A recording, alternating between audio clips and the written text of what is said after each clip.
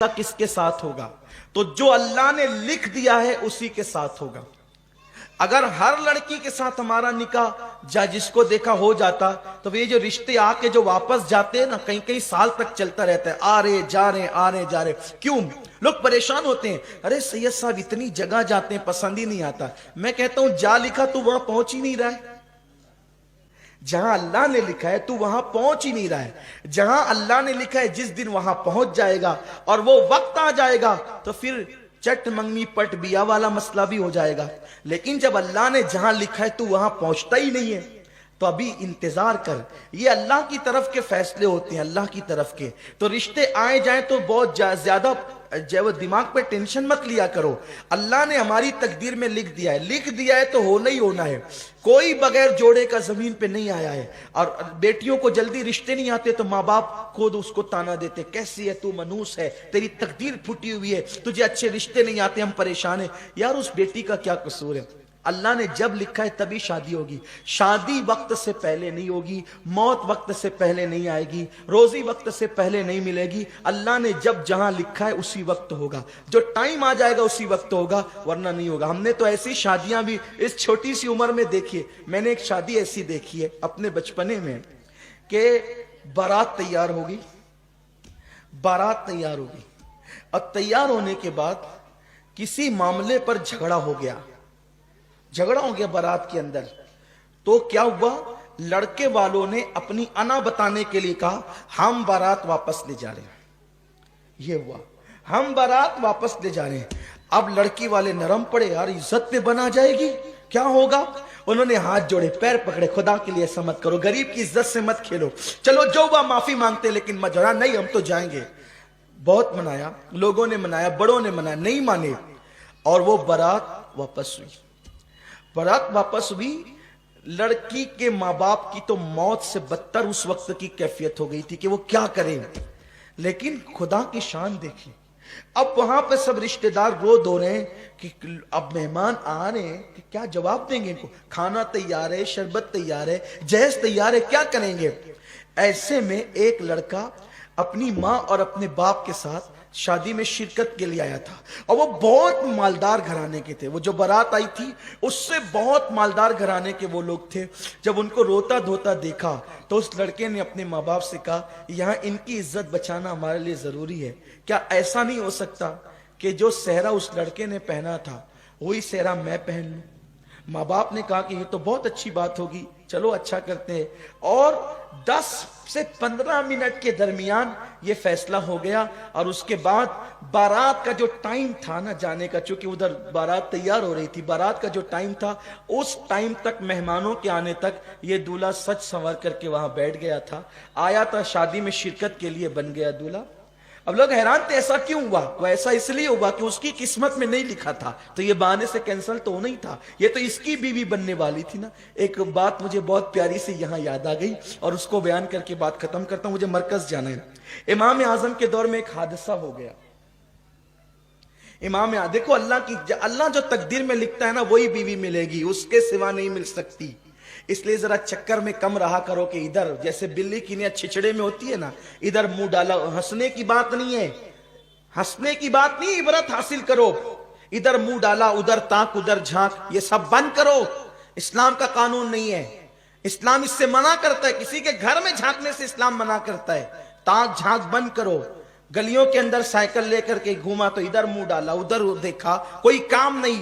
गाड़ियां लेकर जबरदस्ती फिर रहे हैं, साइकिल लेकर जबरदस्ती फिर रहे हैं। अल्लाह ने जो तकदीर में लिखा है सुनो, अगर शादी से पहले बदकारी करोगे तो फिर पाक बीवी नहीं मिलेगी। कुरान, अल्लाह के रसूल फरमाते कमा तदीन तुदान, तुम जैसा करोगे वैसा होगा। लेकिन अगर कोई बदकारी कर चुका, उलमा से सुना, बयान सुना और सच्ची तौबा कर ले, फिर अल्लाह तौबा करने वालों की तौबा को कबूल करता है और अल्लाह उन्हें पाक दामन बीबियां भी अता फरमाता है। तो तौबा कर लोगे तो फिर महफूज हो जाओगे, तौबा नहीं करोगे पाक दामन रहो। हजरत इमाम हसन पाक कहते हैं ना, इमाम हसन पाक का कौल है, अगर तुम चाहते हो बीवी पाक दामन रहे तो तुम पाक दामन बनो, तुम्हारी बीवियां खुद ही पाक दामन होगी।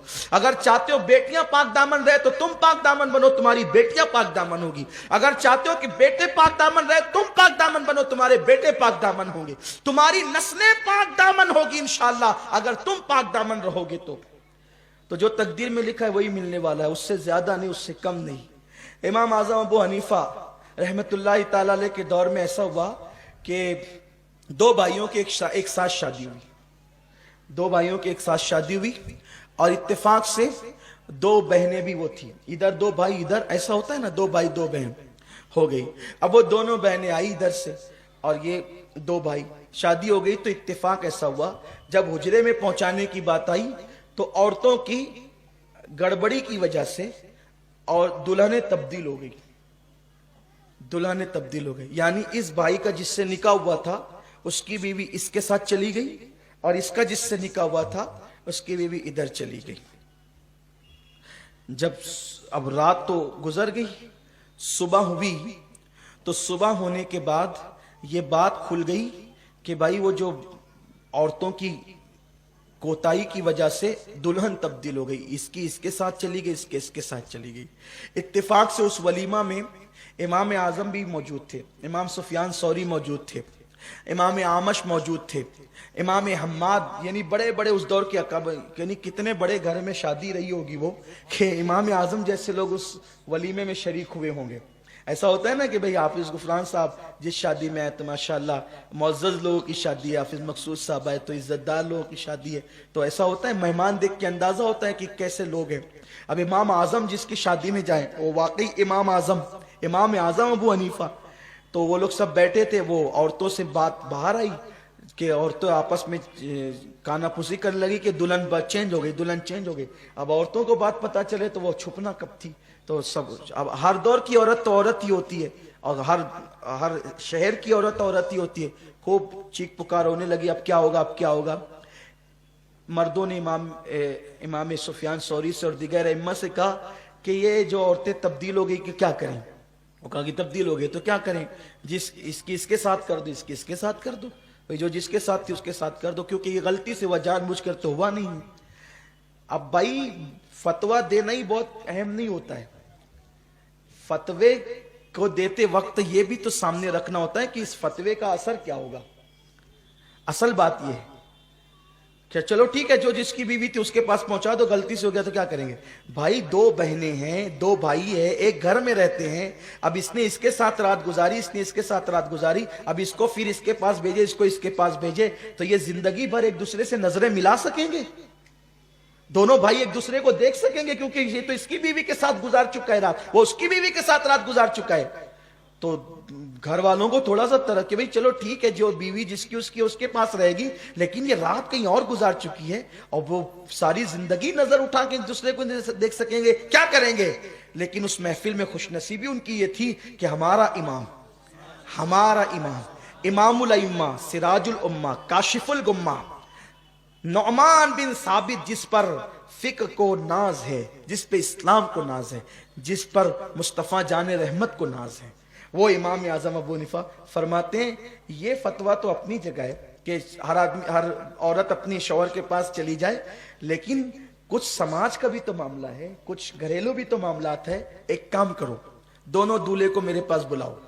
वो दोनों दूल्हे आए, आपने उससे पूछा तूने जिसके साथ रात गुजारी वो तुझे पसंद है, उसने कहा हाँ। दूसरे से कहा तूने जिसके साथ रात गुजारी वो तुझे पसंद है, उसने कहा हाँ। फरमाया अब एक काम करो, तुमको ये पसंद है जिसके साथ तुमने रात गुजारी, तो ये जो तेरी बीवी थी तेरे निकाह में थी, तू उसको तलाक दे दे, और तू इसके साथ निकाह कर ले जिसके साथ तूने रात गुजारी, और तू इसको तलाक दे दे और ये इसके साथ निकाह कर ले जिससे रात गुजारी। क्योंकि निकाह के बाद अगर विदाई और खलवत नहीं हुई है तो तलाक दी जाएगी, तो उसमें इद्दत गुजारना नहीं पड़ेगा। तो इधर उसने उसको तलाक दे दिया, इधर उसने उसको तलाक दे दिया, और जिसने जिसके साथ रात गुजारा वो उसी की बीवी हो गई, इसने इसके साथ रात गुजारा उसी की बीवी हो गई। देखो निकाह होने के बाद भी कुदरत ने जहां लिखा था, जो जिसको मिलनी थी वो उसी को मिली ना, निकाह भी हो गया है। निकाह होने के बाद भी तो कुदरत का लिखा नहीं टलता, ला तब्दील अले कलिमातिल्लाह। तो और लड़कियों को अगर रिश्ते लेट आते हैं वो बहुत बेचैन होती है कि अरे मुझे रिश्ते नहीं आ रहे हैं, फिर वो कभी कभी गलत कदम उठाती है। लड़के भी उनका अच्छा रिश्ता नहीं होता, बहुत फील करते हैं, अरे यार जो देख के जाता है फिर ना कह देता है, मेरे अंदर कमी कैसे ये सब बताएं, देख के जाते ना कहते। मेरे भैया तेरे अंदर कोई कमी नहीं है, वो तेरे लिए लिखी नहीं थी जिसके माँ बाप तुझे देखने आए थे। मेरी बेटी तेरे अंदर कोई कमी नहीं है, वो तेरे लिए लिखा हुआ नहीं था जिसके लिए जिसके माँ बाप तुझे देखने आए थे। अरे जिस दिन लिखा हुआ आ जाएगा फिर उस दिन नहीं भी देखेंगे तो भी तेरा निकाह हो जाएगा। तो इसलिए अल्लाह के फैसलों पे राजी रहना चाहिए और अपनी बेटियों का निकाह वहां कीजिए जो लोग नबी पाक के वफादार हों। जो नबी का वफादार नहीं वो आपकी बेटी का भी वफादार नहीं हो सकता।